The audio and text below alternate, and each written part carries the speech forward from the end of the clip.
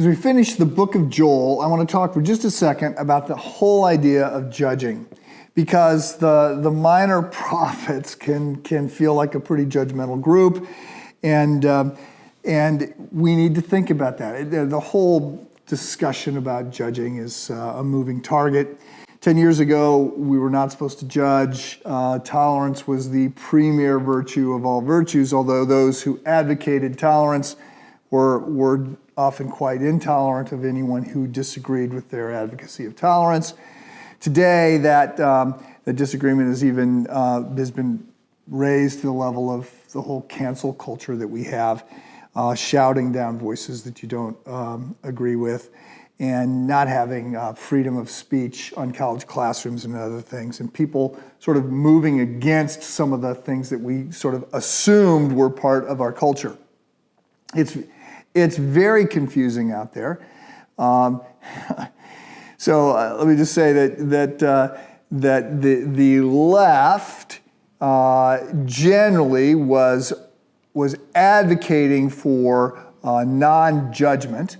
Now the left, I'm using different from liberal, and liberal, by the way, has both a theological meaning. When liberalism is capitalized, capital L liberalism in theological circles refers to a distinct theological set of beliefs. It was a movement out of the 19th century.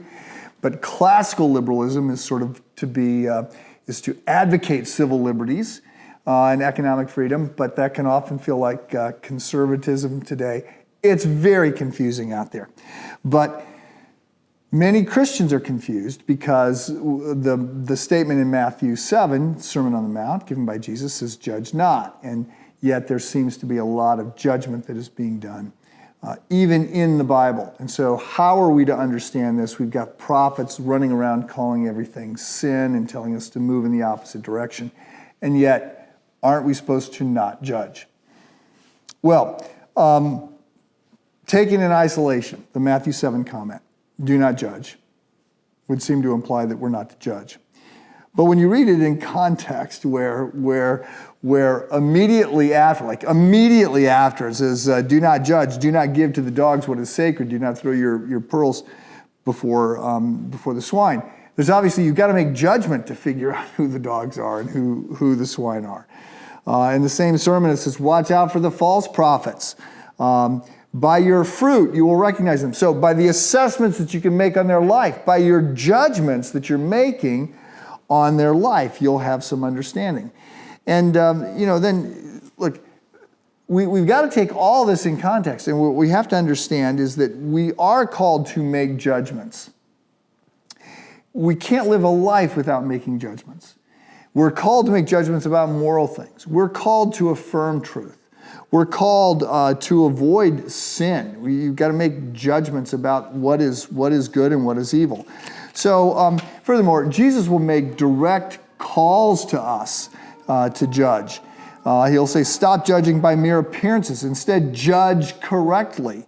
That's in John 7. So, how are we to understand this? Look, it's pretty simple, actually. We are to judge as we hope others will judge us. So, first of all, superficial judgment is a bad thing. Passing judgment on somebody simply because of their appearance would be to be very shallow. Hypocritical judgment is bad. Right? If you're calling on somebody else to stop something that you're doing, you're a hypocrite. Right? That kind of judgment, we've got no place for that.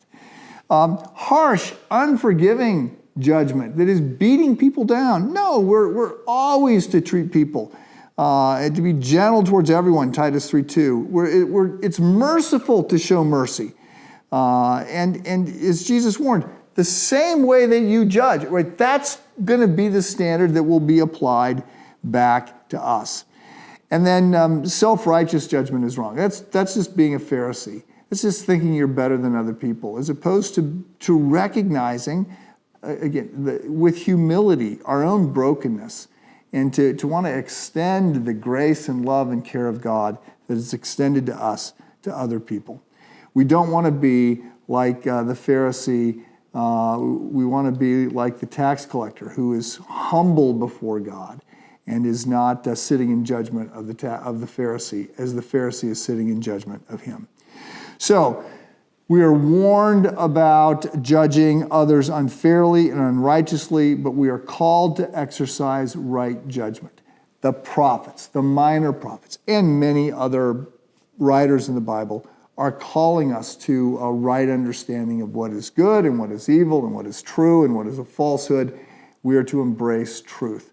We're to be people who are very merciful and gracious and kind and extending that kind of reach to other people. So, be very careful about judging, but be very wise and judge. Have a good weekend.